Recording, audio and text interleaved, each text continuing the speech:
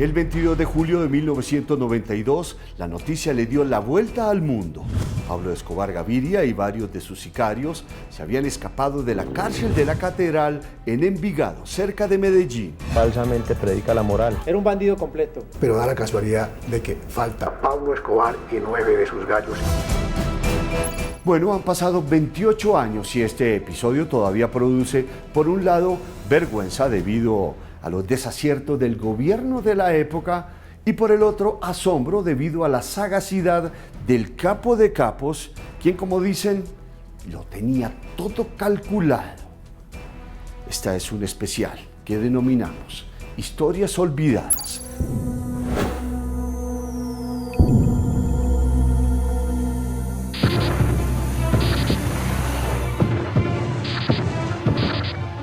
Era un hombre tan dañino a Colombia, y no solamente a Colombia, sino a la humanidad, que el tipo, para mí, no merecía vivir.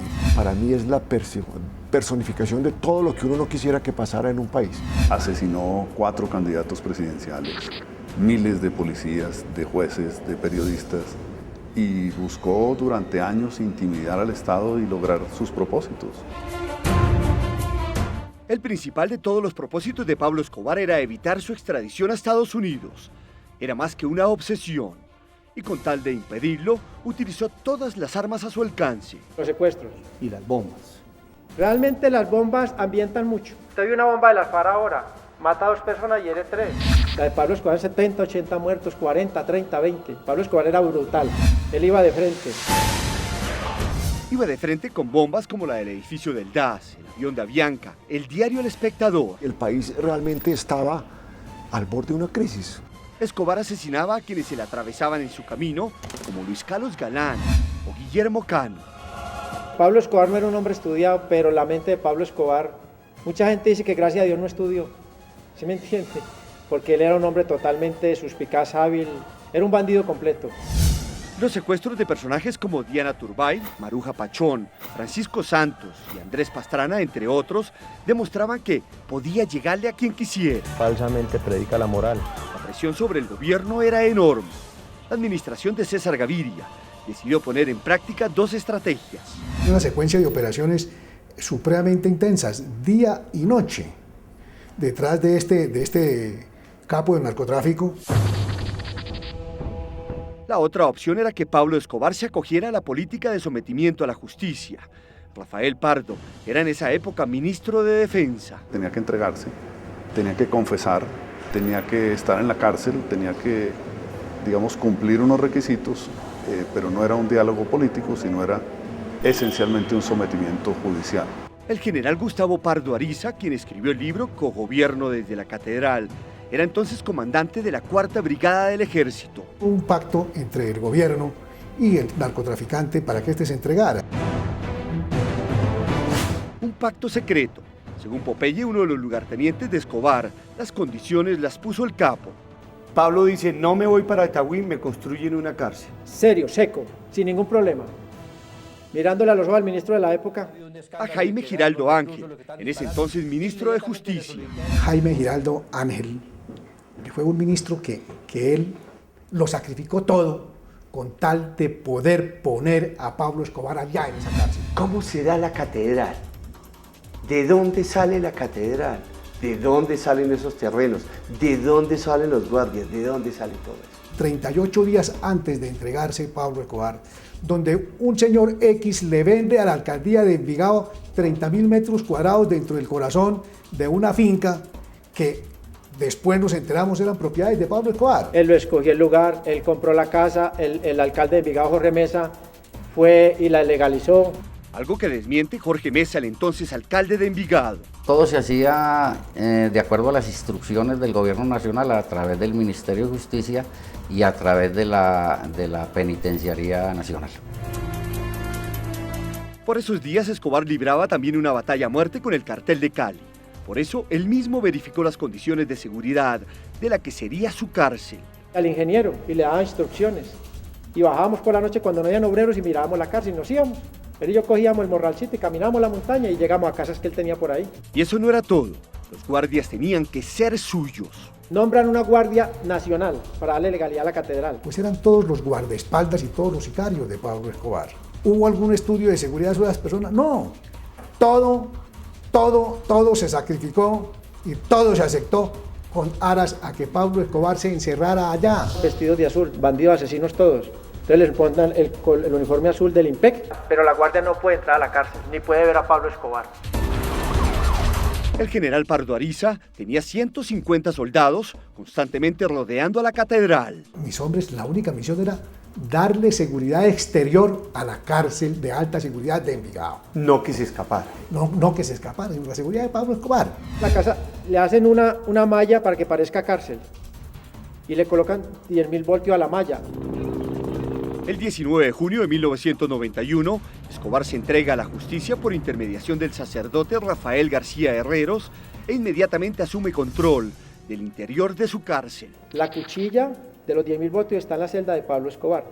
O sea, él la sube o la Sí. baja. Para los sicarios de Escobar, este era un merecido descanso. Reposar un poquito, porque la guerra fue dura para nosotros también. Por eso, una vez adentro, le dieron rienda suelta a la imaginación para que su estadía fuera más cómoda. Cuéntanos un poco de los lujos de la catedral. No, eso es una locura. Cada uno organizó su celda lo que mejor pudo. Había una discotequita, había un sauna, las habitaciones eran lujosísimas. Camas de lujo, escritorio de lujo, cerámica de lujo en los pisos, los baños de italianos, todo italiano, las cabañas lujosísimas. No, el lujo era total. Por estos caminos, además de lujos, subían en un camión de doble fondo mujeres hermosas. Ah, no, toda clase de mujeres iban allá, reinas de belleza, de todo. ¿Nombres? No, realmente pues yo en ese tema sí no me gusta meterme mucho, porque trae mucho problema. ¿Y cómo lograba entonces Pablo Escobar entrar todas las mujeres y todas las cosas? Era que eso era autorizado. Y eso era con el visto bueno del Ministerio de Justicia. El director de prisiones de la época, un doctor de apellido Cáceres, Él lo dijo. Gaviria lo sabía. Ahora es que yo veo que el expresidente sale a decir que no sabía nada, él sabía claro. yo pedí la inspección. ¿Cuál fue el resultado de esa inspección? El resultado de esa inspección, ellos fueron allá, estuvieron toda una tarde y entonces dijeron, no vimos túnel, no vimos palomas mensajeras, no vimos lujos. Carlos Gustavo Arrieta era entonces procurador general de la Nación. Las autoridades siempre manifestaron que eso no era cierto, que tanto desde el punto de vista penitenciario, es decir, en lo que tiene que ver con los guardias, como desde el punto de vista del cerco militar que había alrededor de la cárcel para garantizar su seguridad, estaba todo absolutamente bajo control y que nada de lo que se estaba diciendo era cierto. Entonces el gobierno viene y dice, uy Pablo, hay que parar a las cabañas. Fueron 13 meses y medio los que el país descansó de los grandes atentados terroristas y los secuestros y asesinatos de importantes personalidades.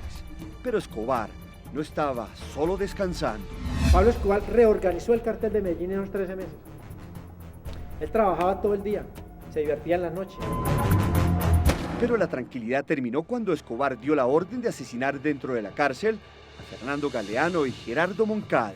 ¿Ellos eran qué, socios de Pablo? Socios y hermanos de Pablo Escobar en el crimen. Una gran deuda, varias caletas con dólares y una supuesta traición marcaron la suerte de Moncada y Galeano. El crimen es serio, ya hay que entrar a matar a las personas que se quieren. Ahí no se puede tener corazón. Corazón hay que dejarlo en la casa. Escobar da la orden y entonces matamos a Kiko y a Galeano, los descuartizamos y los quemamos con la madera que había ahí. Ese fue el detonante, ese fue como la gota que llenó la copa. Cuando se tuvo información de esa situación, el presidente convocó al Consejo Nacional de Seguridad. Lucía, al otro día vino un narco amigo del patrón. Me dijo, ve Pope, yo estaba ayer en Medellín, y yo vi una fogata. ¿Qué estaban quemando, huevón? Y le dije, no, una madera ahí. Y yo por dentro dije, estábamos quemando el cartel de Medellín, porque ese día fue donde la familia de Negro Galeano va a Bogotá y va donde el doctor Gustavo de Grey, el fiscal, le informa que no aparecen estas personas. Cuando el fiscal general de la Nación llega a la presidencia de la República y pone al presidente Gaviria contra la pared y le dice, mire, en la cárcel de la catedral está subiendo esto, más esto, más esto, más esto, más esto, más esto, y yo como fiscal exijo esto. Hay que sacar a ese tipo de allá. La muerte de Moncada y Galeano fue el final de Pablo Escobar. Esa es la palabra exacta, lo tiene bien. Ese día quemamos el cartel de Medellín. Ese día se suicidó Pablo. Ese fue el suicidio de Pablo.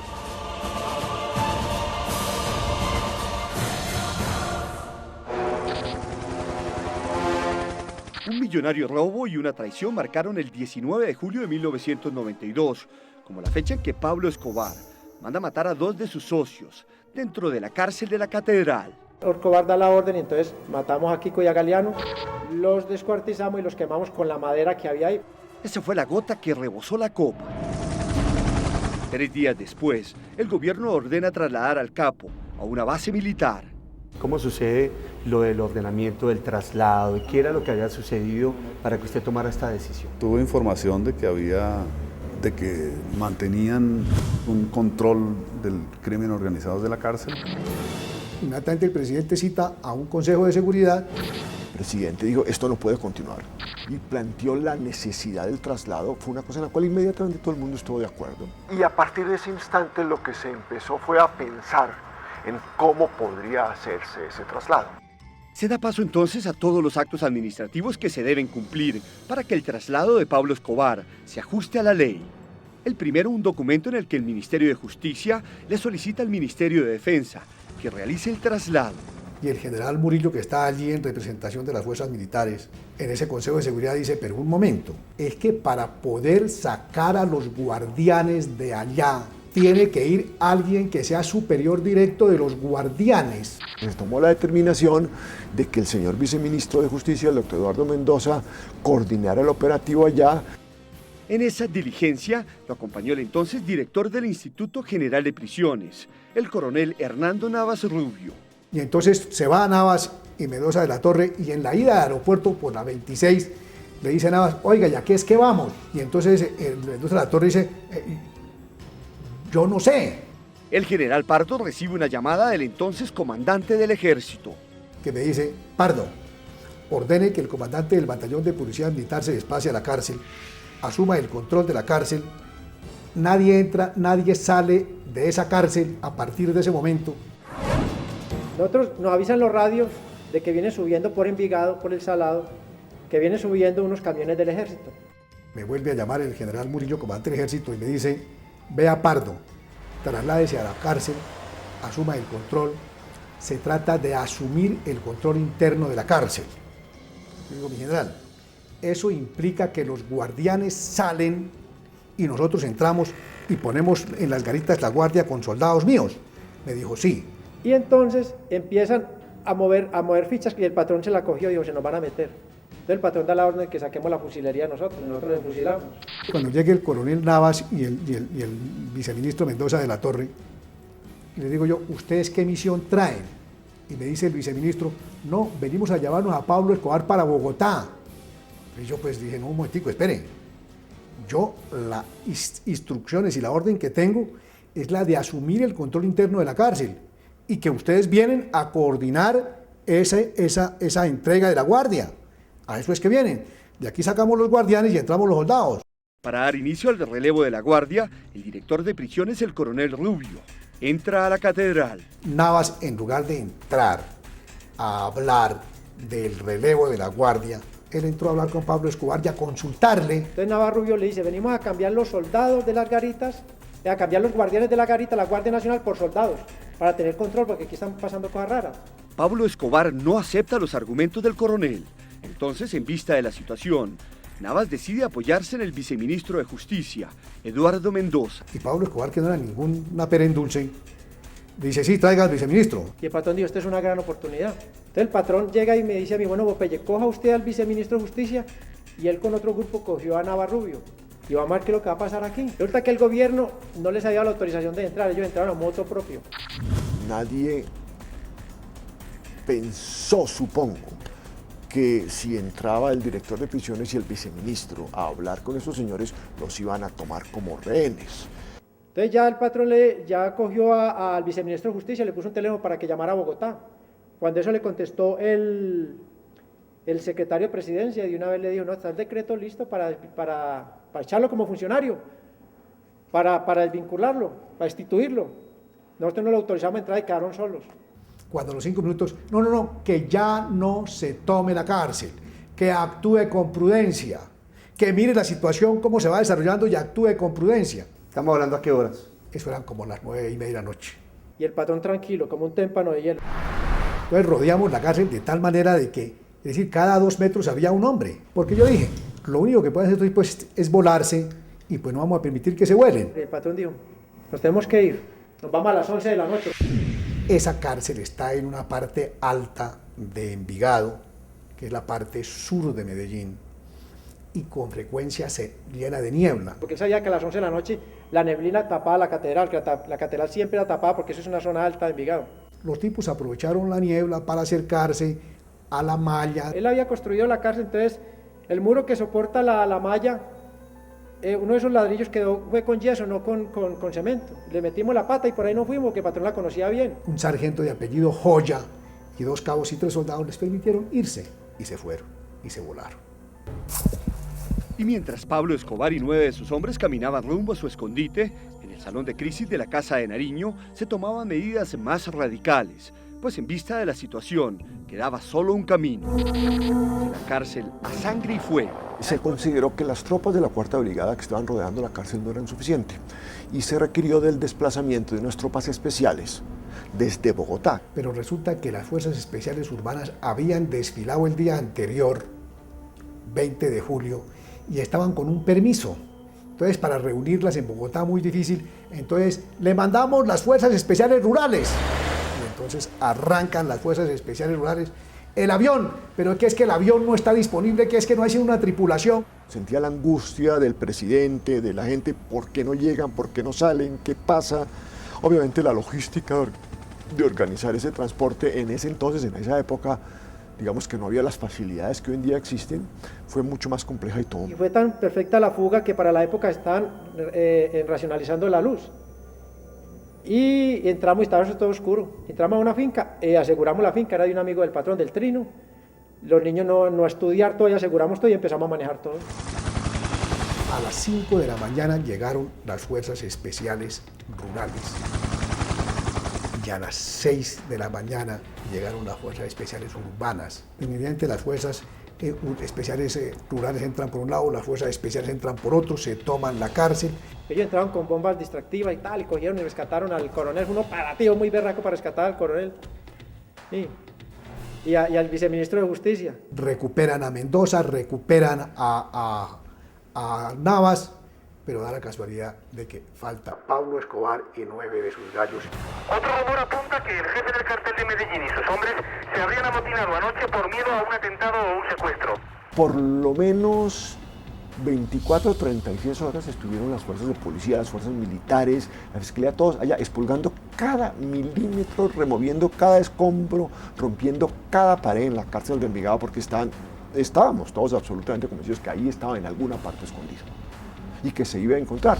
Buscaban el túnel, pero no apareció el túnel. Ellos retoman la catedral a las 7 de la mañana. A las 7 de la mañana el patrón estaba durmiendo, entonces yo le digo, patrón, retomaron la cárcel, pues déjeme dormir, mi hijo, que tomen agua, huevonada.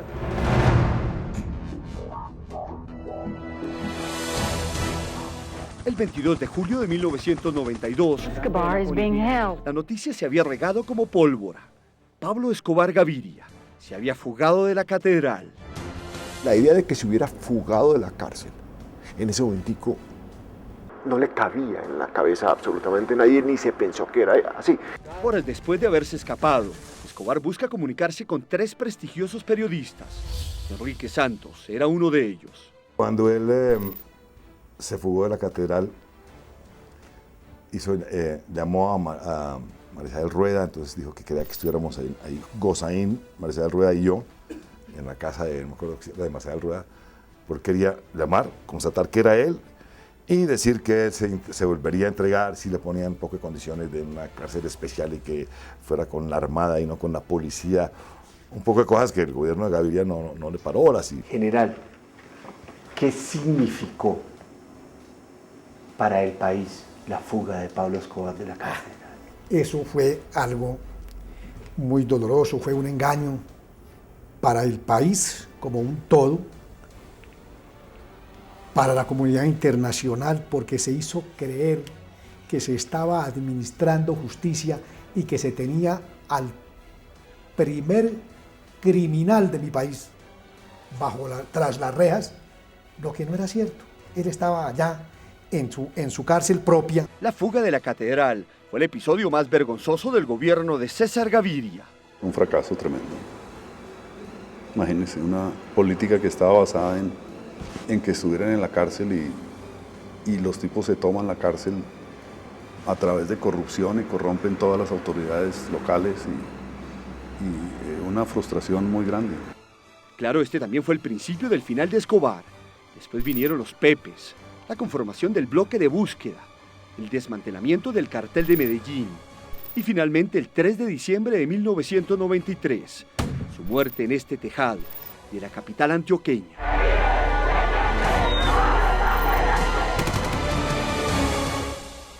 Murió Pablo Escobar Gaviria y todas sus acciones todavía siguen y siguen dando de qué hablar. Bueno, si le gustó este reportaje, suscríbase a nuestro canal de YouTube dando clic a este botón, porque en Testigo Directo las historias son diferentes.